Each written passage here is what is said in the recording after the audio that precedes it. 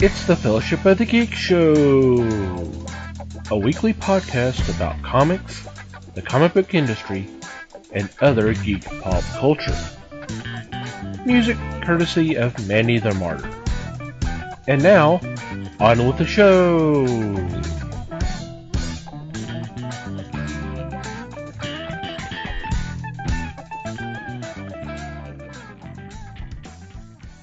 Hey there, everybody. It's the Fellowship of the Geeks podcast. My name is Thomas Chick, and joining me for this episode is Mike Marlowe. Hey, gang. Les Webster. Hello, all. And Liz Newman. Hello, everybody. How are you guys doing? Present and accounted for. Well said. I was just curious. Liz kind of scared me there. She sounded so damn serious.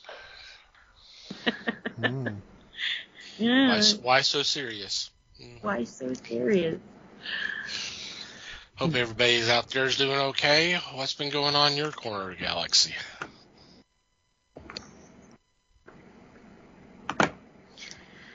I really don't have a lot, so. Yeah. Yeah. You can just say pass, and yeah, I'm gonna pass this we week. won't give you any shit. Well, we won't give you much shit for it. Okay, we're gonna give you shit for it, but that's not the that's not the point. Okay, no problem. So I'm not quite. I've been sort of belaboring how to kind of walk into this. So I watched a movie, and this has actually been a couple of weeks now because things have been chaotic over here at Fellowship of the Geek Central. Yeah. But I stumbled across an old sci-fi movie on Tubi that I had not seen before, and I probably had heard of it, but wasn't really thinking about that. I just sort of landed. It was like, oh, it's an old sci-fi movie. It's like an AIP thing that is just sort of floating around out there because Tubi has a crap ton of those things. And I think I figured out why, but that might be a different story. So I started watching this old movie, and I'm like, this is weird. This is different from any movie like this that I had seen before, and I've seen kind of a lot of this kind of movie because it's, like I said, it's definitely a B movie and all that. And I'm watching it and I'm going, because it's kind of a comedy. It's the deal is it's these two guys, and I'm intentionally not sharing the title yet. It's these two guys. They join the army and they're stationed at this base, and they're out doing some sort of patrol, and they come across these plant creatures. And so they sort of follow the plant creatures to see where they're going, and they find this spaceship looking thing, which is actually kind of in a cave, so it's cleverly disguised. And the actual aliens are these really large, very attractive women. And I'm watching this movie and it's like, okay, this is okay. It's a cheesy sci-fi movie, but it's also actually in its own way kind of funny. Wasn't this a Pie episode too? Maybe, I don't know, probably. a lost movie script or something. I don't know. So this movie is called Invasion of the Star Creatures. Uh-huh. And it's from 1962. And I'm like watching it going, they're like being funny on purpose here. This is not just a bad sci-fi movie. This feels like a parody. It feels like they're ripping off sci-fi movies from the 50s and 60s, and they're doing it from the 60s. So this is like sort of weirdly self-aware. And I mean, it's got some lame jokes in it, and it's got some pretty damn good jokes in it, and it's got a couple of problematic pieces to it, but I mean that's the early '60s. You kind of expect that. It turns out this is written by Jonathan Hayes. He was not in the movie, but he wrote it. And if you're not familiar with the name, he's the guy who played... what was his name? Seymour in Little Shop of Horrors.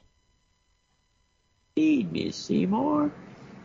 Yeah, not that Little Shop of Horrors. The original Little Shop of Horrors.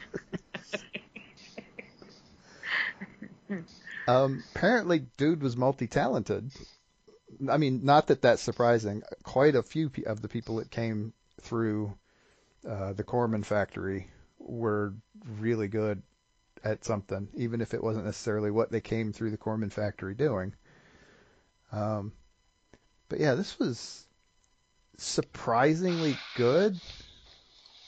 I mean, and I looked after the fact. I didn't look it up or anything beforehand. I just sort of watched it, and I'm realizing these two army guys, they're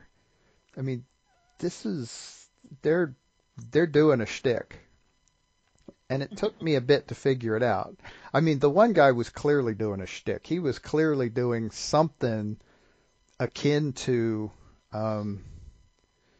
Bud Costello or Jerry Lewis, and this is, I mean, not exactly pre-Jerry Lewis, but I mean, I got a strong Martin and Lewis vibe off of this. And it turns out, as I was reading up on it later, it was described as Abbott and Costello ripoffs.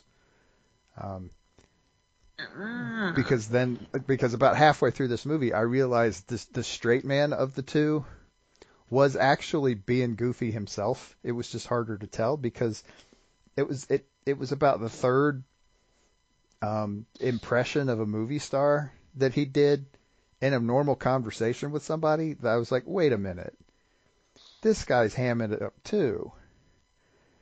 And the whole thing ended up just honestly being really kind of good. I mean, it ain't Shakespeare, but it's entertaining. It's way more so than I thought it was going to be when I hit play on it, and way more so, which was weird, in its initial reviews back in the '60s. The reviewers hated this movie, and I don't know what the hell they were watching, but it wasn't this movie, because this movie was, I mean, it was dumb, but it was funny. So, all that, I guess, to recommend Invasion of the Star Creatures from 1962. I recommend watching it. It's pretty dang good. I mean, like I said, don't expect genius, don't expect high comedy, but for an intentional B sci-fi movie, it's actually pretty funny, and I think it's honestly and straight up making fun of other B sci-fi movies of the time in a good way. So there. Have you seen it, Les? Do you know what I'm talking about?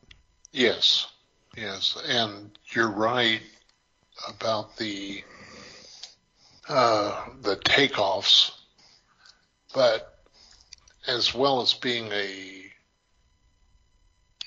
roasting of the genre, it roasted stars, as you said, left and right.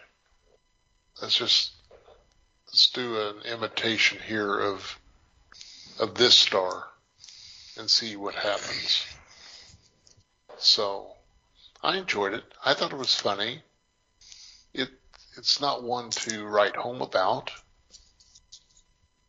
but to me it was worth a few minutes, and just to see what was considered bad movies at that time. Personally, I thought it was a lot better than some I've seen. So I'm glad you brought that up. That's also available on Paramount Plus. There you go. If you don't like commercials. Yeah, see, it doesn't bother me. Actually, we're going to talk about commercials here in a little while too. I'll don't let me forget, Right. because tonight I might. I'm forgetting a lot of things tonight, but it's okay. Okay. Sounds pretty good. Yeah. It surprised me. It was out of the blue.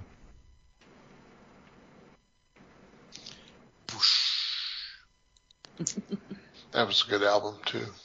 Mm. Alrighty. Les? Well, as I was doing the same thing that Mike was, I watched a film last night that I can't help but laugh. And it was the movie Harvey. Harvey's just is so well done and so funny. Should you get the chance, this one I highly recommend because the acting is phenomenal. Jimmy Stewart and Jesse White, among others. And each has their own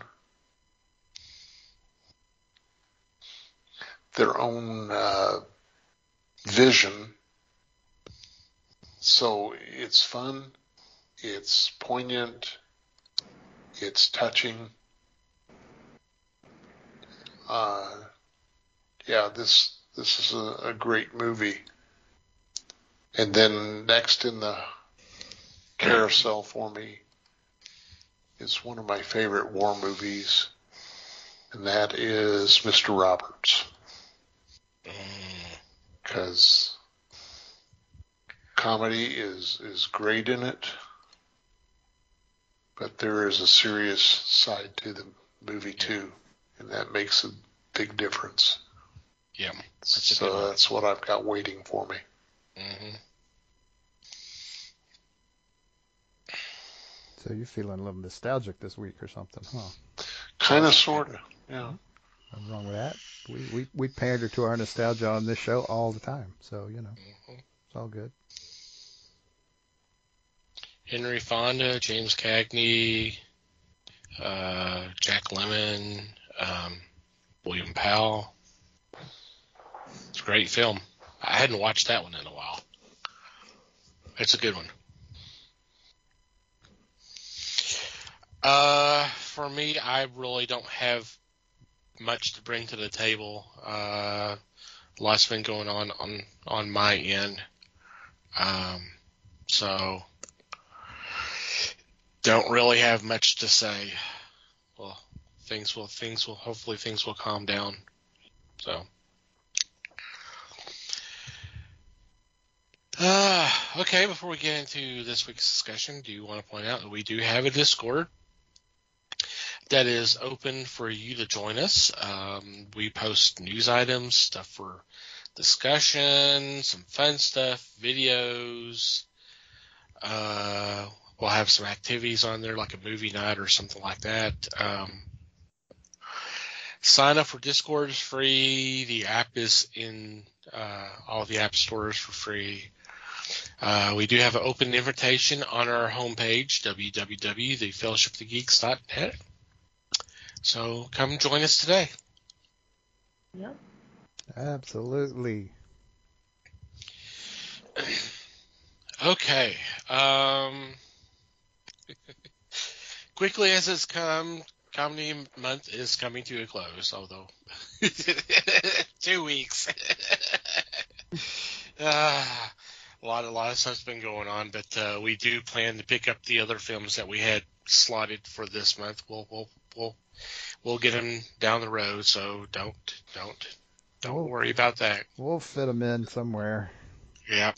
Hopefully before we've all forgotten about him. So, for this week, was this Siller's last film, or is this the last one everybody just recognized because the next one was horrible? Let me check real quick. I thought this was his last film. Oh, okay. Yeah, because I think the one that was released right after he passed was actually completed before this one. And this film's called Being There. This came out in 1979. It's based on a novel from 1970. And Sellers plays Chauncey, the gardener, whose employer passed away, and he's basically left out in the streets, and things get interesting from there. We'll just leave it at that for right now, right?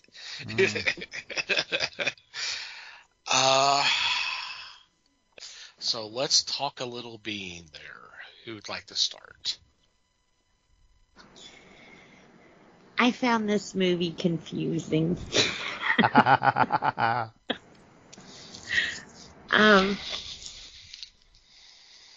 It was funny, but I don't know if I would classify it as comedy. It's more satire. Yeah, it is. Yeah, and I'll wait to get into the ending because I didn't get that either.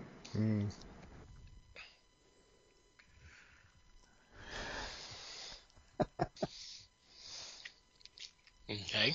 Yeah. Yeah, not bad. I mean, Why were you confused? I'm sorry to harp, but with the ending, no, just the movie.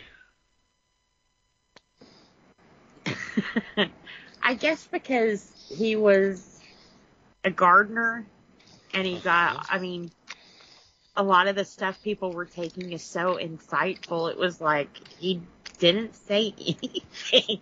So, he said the same things over and over. And then, like I said, the ending was kind of like, what was he? Was he supposed to be an angel or?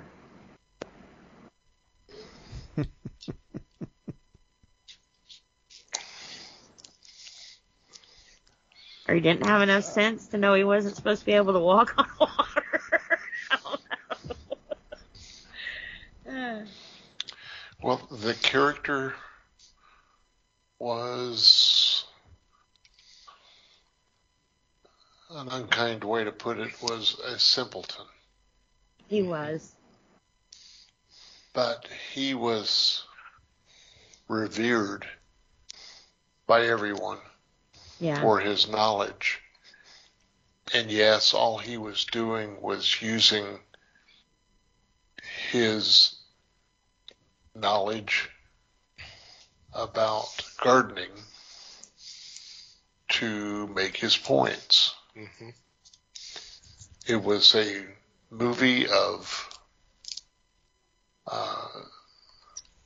okay, now what happens if we try this type writing. And I thought, I'd read this back in '79. That was a flaw I had. I'd read the books before I would go see the movies. But the way that he was treated is extremely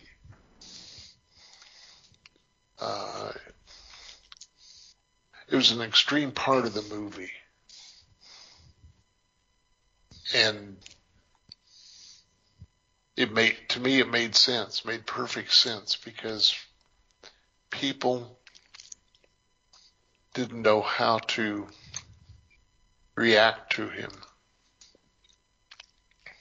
They just followed like sheep. Yeah.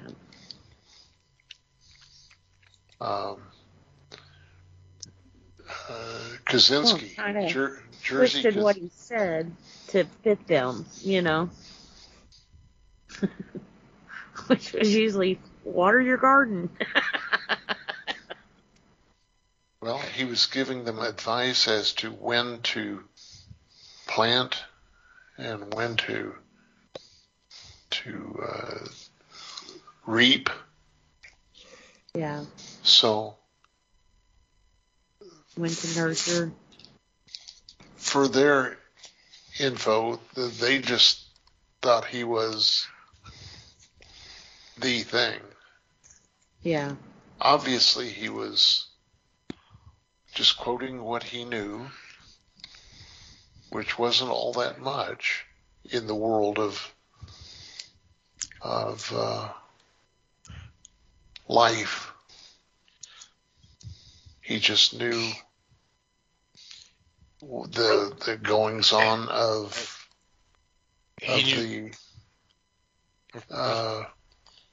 the gardening. Gardening and TV was pretty much his life. That's Yeah. it. And the thing is he was being quite literal, where everybody was taking him more on a metaphorical basis. Right. All he ever really did was repeat back what people said to him, Yes. and then Yeah. make some sort of gardening reference, which usually didn't have anything to do with what they were talking about. And I think the joke in this was that people in positions of authority love hearing their own bullshit spewed back at them. And so they loved this guy because that's what he was doing. Jerzy Kaczynski, the writer, also, don't know if he wrote it or not, but he did Reds, a very stark movie.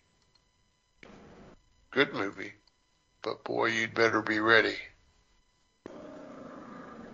So his ideas of how people would react, I thought were phenomenal, because he had everybody's thoughts down throughout the movie. He knew exactly where he was going with this. I can see why it was an Academy Award winning movie. I think the world of this, and it had been so long since I'd seen it. I want to thank you for having us watch this, because it is so much fun, but so serious. So yeah, let's praise this one. And Thomas, thanks again, because this is one that should be watched more often. Yeah, we're good with different opinions, right? No.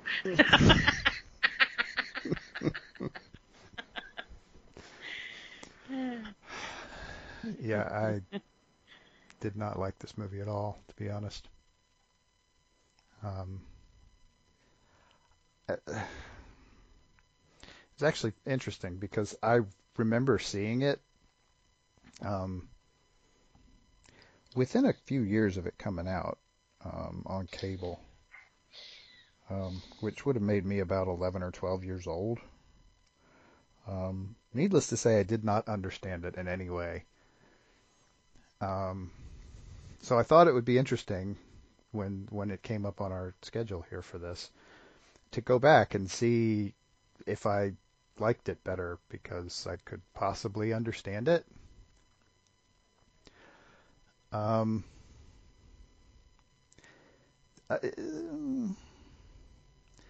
I guess the polite way of putting it is this is not my cup of tea. There's a lot of kind of underlying themes in this movie that rub me the wrong way. I do not have a problem with satire. But the problem that I have is that I was brought up on Monty Python, and so the satire that hits me the right way is, generally speaking, closer to farce than it is to satire. And so this was, the being there was satire without any kind of reaction at all. And it just, to me, it fell flat. I didn't, it didn't seem that different to reality to me. I mean, my idea of satire is, I mean, this is supposed to be an extreme version of reality, but maybe I'm jaded, but this didn't really seem that extreme. I could see this happening in the real world.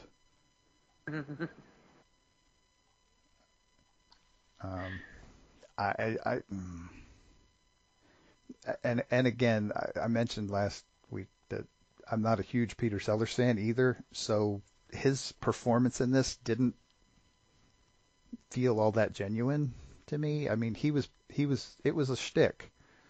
Is how it. I mean, and I'm sure. I mean, this is almost certainly just personal preference on my part, but I didn't find the shtick entertaining.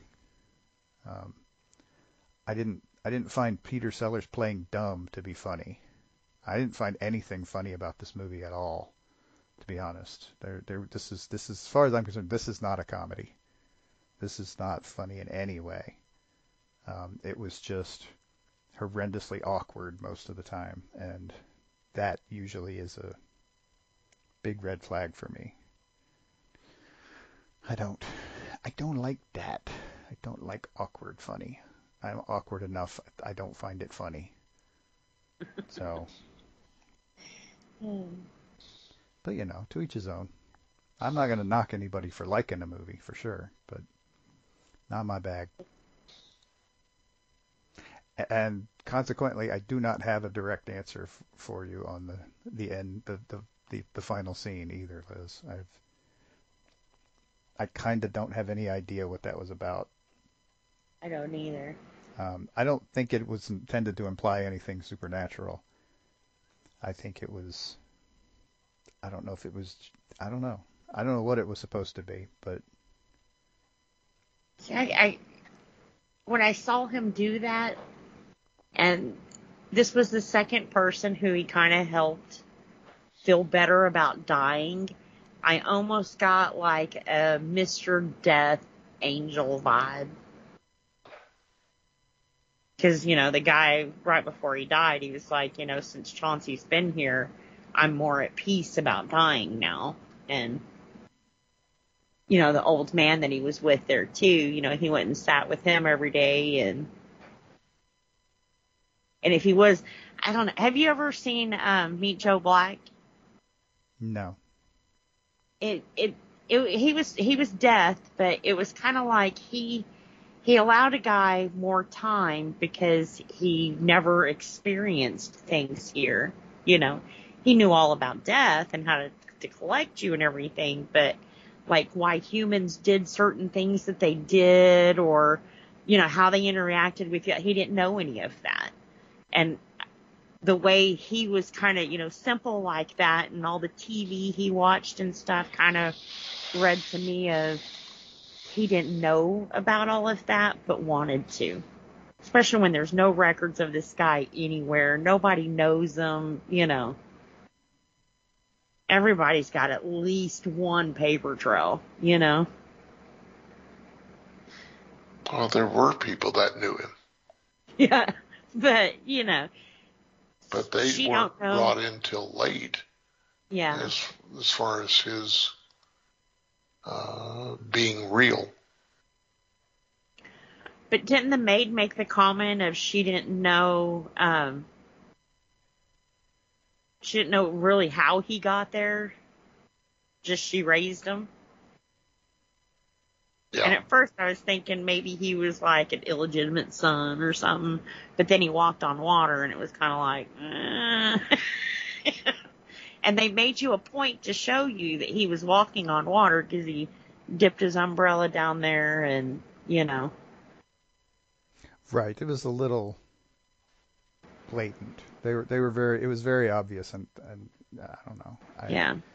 I hesitate to try to guess why, because again, I didn't like the movie, so I'm not going to come up with anything positive. Yeah.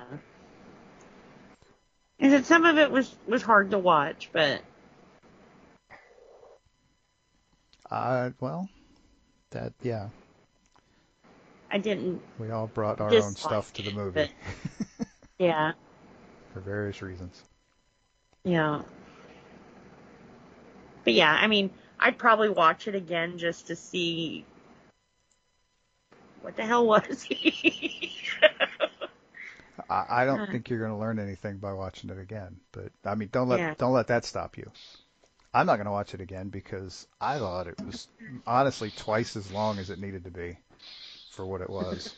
It was just that my other biggest problem with the movie was that it was just so slow. It was just interminably paced. I mean, it would speeding it up have made it better? I don't know, probably not, but I don't know. I get, like I said, I guess what my brain processes when I think of satire would be that at like double speed, probably with yakety sax in the background. But again, my warped brain here. It was a Benny Hill joke, by the way. See, now Les is not speaking to me anymore. Oh, no. You have the right to your own opinion. Yeah, or however wrong it might be, right? Exactly. You read me perfect. It's okay. It's all good. See, we both liked Invasion of the Star Creatures, and we just didn't both like this one, and that's okay too. It's all good.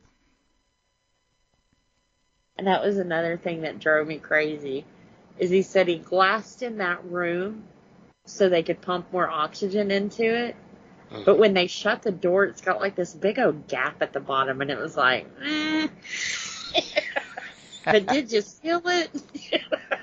He didn't say the contractors were good. Right. And maybe that's why it required so much, because half of it was going under the door. Could be. After the guy backs into him, and she's like, "Oh, you can trust George. He's a good driver." Really? The guy who just broke my leg.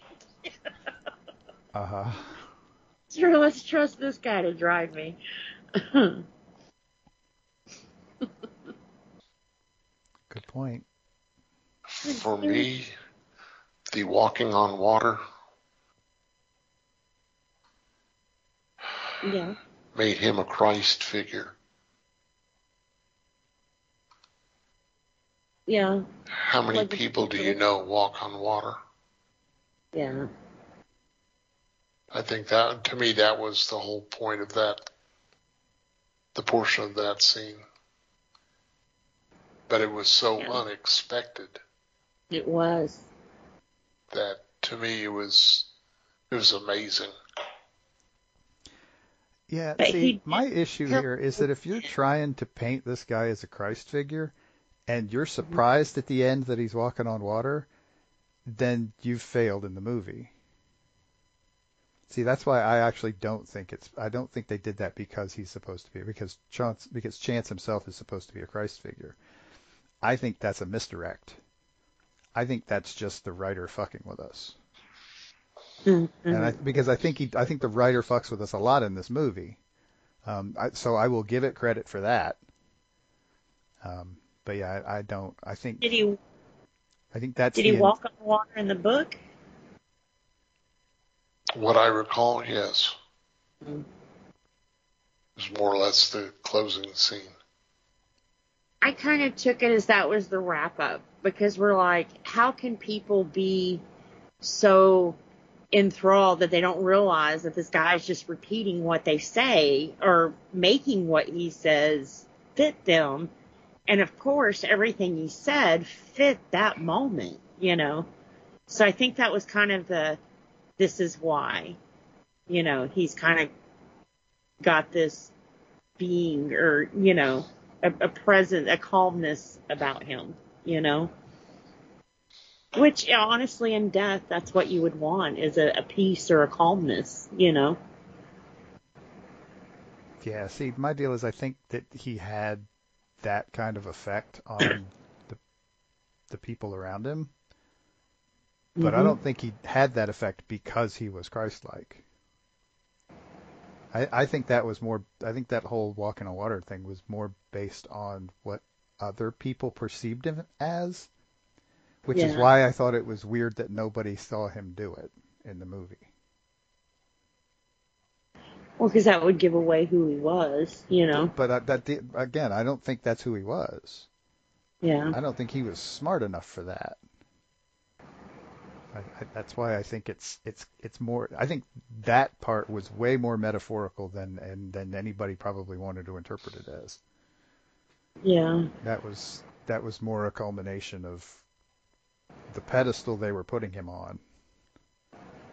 That I think it has more to do with the pedestal they were putting him on than anything he did to be deserved to be put on that pedestal.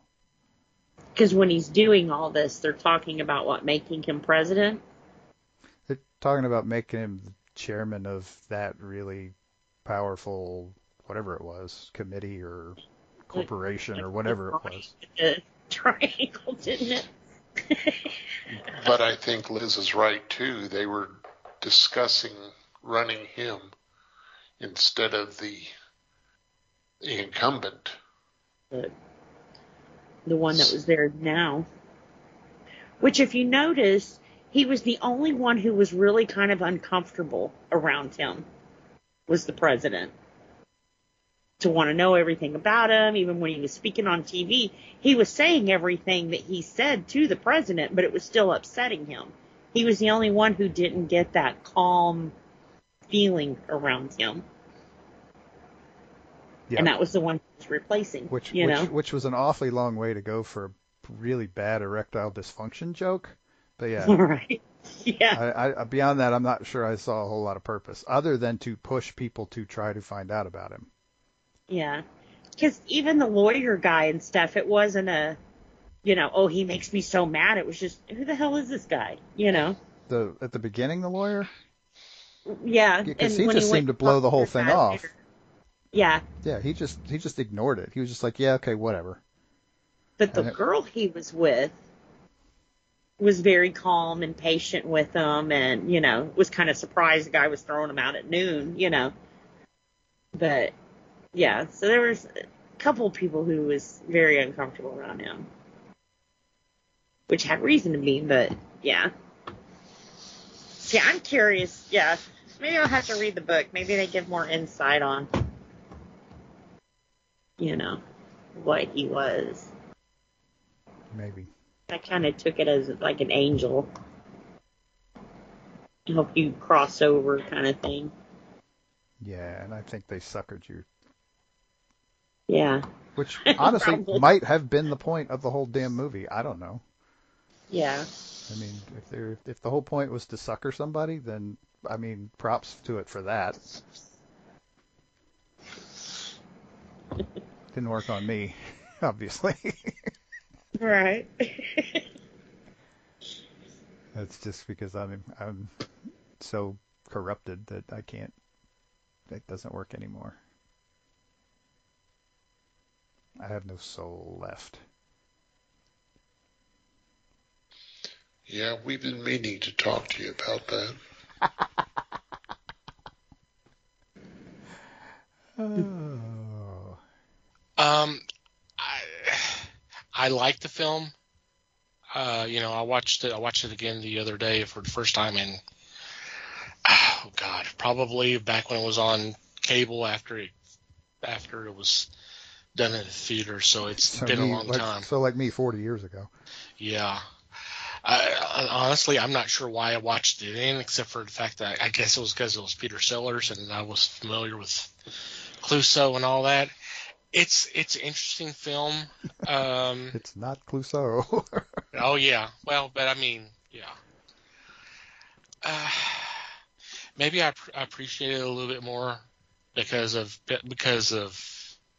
being older and seeing how everybody kind of responded to just the weirdest things he would say. It's like, it doesn't make sense, but apparently does make sense. That type of thing. The ending, the Walk on Water, from what I had read, it was like it was intentionally ambiguous. So, that there's really not really a meaning from what I understand. So it could be whatever you want it to be, or it could be nothing.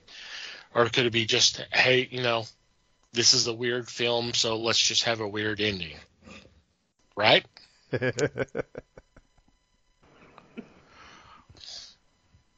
don't know. The cheese stands alone. The cheese stands alone. No, he said he liked it. He said he liked it. Yeah. I'm kind of thinking back to what you said last week, Mike, with Sellers being kind of hit or miss. I can see that. This is not one of these guffaw comedies. It is kind of satire, more just kind of a comment of things, So, I liked it. It's more subtle, or as subtle as, I don't know. It's kind of hard for me to put words into it. And I guess another part of it is, I mean, this was right before he passed away. There was another film, but I don't know if it was filmed before this one or not. The last one that was released starring him was the finished plot of Fu Manchu, which everybody tore up. I kind of remember liking it, but then again, I was 9 years old back then. I have not seen it since. So it probably is horrible now watching it. But this is, if you want to think about his career and all that, this is probably the one you want to say, hey, this is his final film. Kind of in on a higher note. For whatever it is, that's my, not even 2 cents. That's probably a half a cent. I don't think we can work in half cents. Okay, quarter cent. Then again, most of us only have about half cents anyway. So.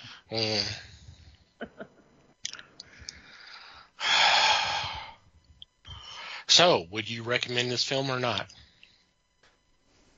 I mean, yeah. I like Joe Black, and I kind of read this as that, so. Okay. Hadn't really thought about that, but yeah, I can see that. Mm-hmm. Huh. I'm not sure. You're not sure if you would recommend it or not? I'm not sure if I would give it a flat no, I don't recommend it. I think we've talked about the idea that different people like different things, and I'm not going to tell people not to watch this just because I didn't like it. Shit, that would be selfish. Also, I might have somebody someday that I want to wish this on and make them watch it since I had to. Now you're just being nasty. Yeah, a little. I'm going to say yes. I would recommend this. This was, to me, it was a brilliant satire. Mike explained what he believed a satire to be, and I understand what he's saying. But there are so many different ways to go with satire that this one is one I would highly recommend. Okay. So once again, the cheese stands alone. Dude, you got to go get some cheese or something, because clearly you need something there. I don't know. Cheese and then put it on the forehead. Nobody gets the Buffy reference. Oh, God. Sorry, wasn't a Buffy fan. Well, I kind of figured you wouldn't get it, but I would figure the other two would, but hey. And on that terrible note, we're going to take a quick break and come back with geek news for you.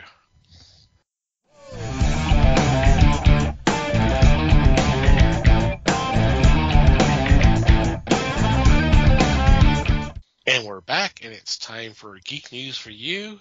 In this segment, we bring a couple of news items to the table for discussion. This week, it's Mikey and me. And Mikey, would you like to go ahead and go first? No. Okay. I'm just kidding. Not everybody.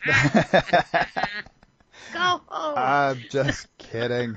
I'd love to go first because this is kind of cool. Word came down, I don't know, a week or so ago, give or take. Apparently it came down a couple of days later, whenever it came down also, but that's okay. Bill Watterson has got a new book coming out. And as much as I hate to jump on the bandwagon that all of the news sites seem to feel the need to do, Bill Watterson, if you're not sure, is the guy who created Calvin and Hobbes. He's got a new book coming out. He's working with another artist named John Kosht. I am totally guessing on how to pronounce that name, but that's okay. I'm sure he'll forgive me if he ever hears this. Have been working together for quite a while on a book called The Mysteries, which is, as far as I can tell, is the idea that the blurb on the Simon & Schuster website gives is they call it a fable for grown-ups, and it is an illustrated book, obviously, not surprising. It takes place in a kingdom where disasters keep happening, and so there's a group of knights that get sent out to solve a problem, and honestly, just at a glance, this thing looks pretty damn cool. It is certainly not what you expect. It's not Calvin and Hobbes, that's for damn sure. So just get that idea right out of your heads. But it really kind of, the preview thing looks pretty damn cool. And it is supposed to come out in October. Nice. Yeah. Looking at some of John Kosht's artwork, actually pretty interesting. He does a lot of characters. And, I said, not bad. It should be an interesting team up there. Yep, 72-page book. Wow. So, there we go. Not bad. Yeah, this should be interesting. I'm excited for it. Mm-hmm. Well, I'm also excited about this. This came down a couple of days ago. IDW, who has the license to Star Trek, to do Star Trek comics, they're doing Strange New Worlds and Discovery and lower decks, I'm sorry. I don't know why I said lower levels. Anyway, They have announced that there's going to be another miniseries coming in May, if I remember correctly. This is going to be written by Mark Guggenheim. Sorry, I butchered the name. Who's no stranger to comics, but he's also was behind CW's Arrow and Legions of Tomorrow. But this is actually going to take place right after the events of Star Trek The Motion Picture, which is a time period that's not had a lot of stories told, so it's prime for picking. Back in the day, Marvel had the rights, so they did do a series that lasted, I think, 18 issues like that. And then since then, there may be a story here or there that takes place during that time period. But for the most part, it's left alone, and I guess that's because of the feelings of that film. It's not a very popular film, but although I love it, even with all the warts and all, I love the film. So I'm excited about this. I think there could be some very interesting stories, and and apparently some of the plot elements are going to tie into some of the books that are being done. I don't know if now or down the road. So that's going to be a nice connection where you connect them to, say, Discovery or something like that. So that's also a cool item. So more of the original crew, but just not during the classic TV area. So I'm excited. Interesting. It is interesting. I'd do something to liven up that time period. Yeah. Well,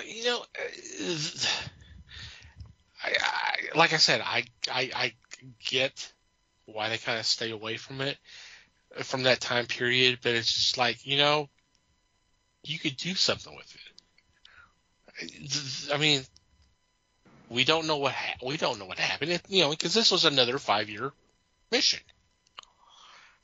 So there's plenty of openness for them to do something, and have some interesting stories and all that. So, well, yep. We'll see. Yep, should be fun. It could be worse. We could do more mirror universes, because that seems to be what they've been doing for the last several years. It's like, Every chance they get. Yeah, it's like, first of all, God bless Next Generation for never doing an episode in the mirror universe. They had 7 years and they didn't do it. There were some stinker episodes too. Yeah, but they did not stoop to that. So, but it seems like that's all they've been the writers have been doing ever since all the main shows have gone off. And I just was like, it was an interesting idea. It's a fun episode, but shit, let's not go to the well for the millionth and 1,000th time. Let's do something different. You have this open galaxy. If you want to mess with the timeline, do time warp and all that, okay. If you feel you just come on, please. Yep. Yeah. Stop it! He's dead already.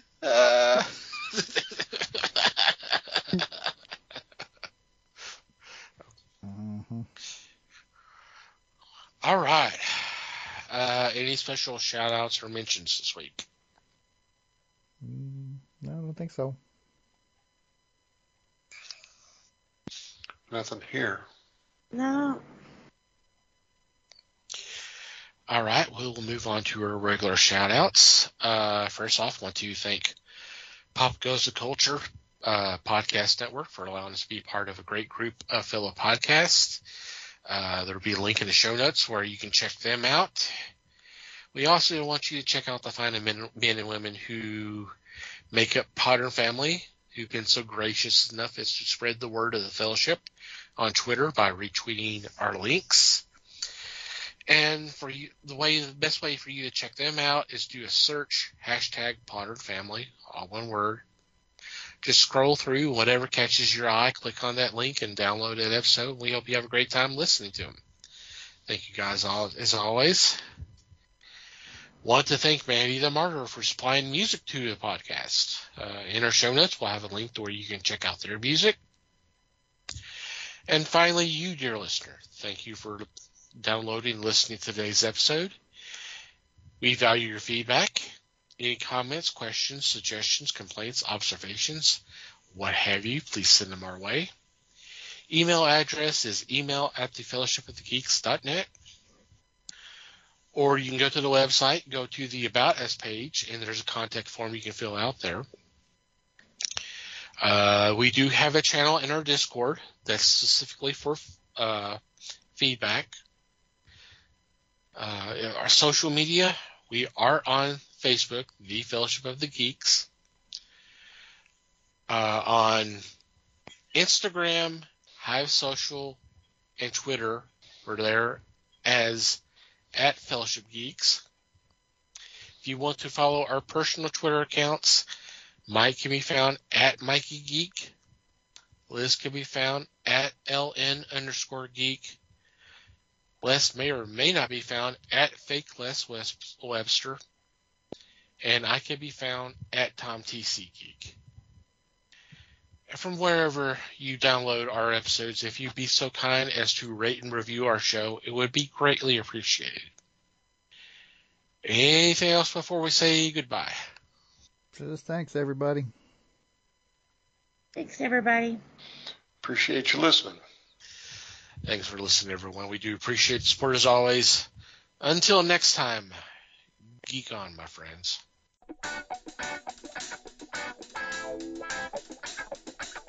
We thank you for listening to the show. Comments, suggestions, and questions can be sent to email@thefellowshipofthegeeks.net. You can follow us on Facebook @The Fellowship of the Geeks and on Twitter @Fellowship Geeks. Until next time,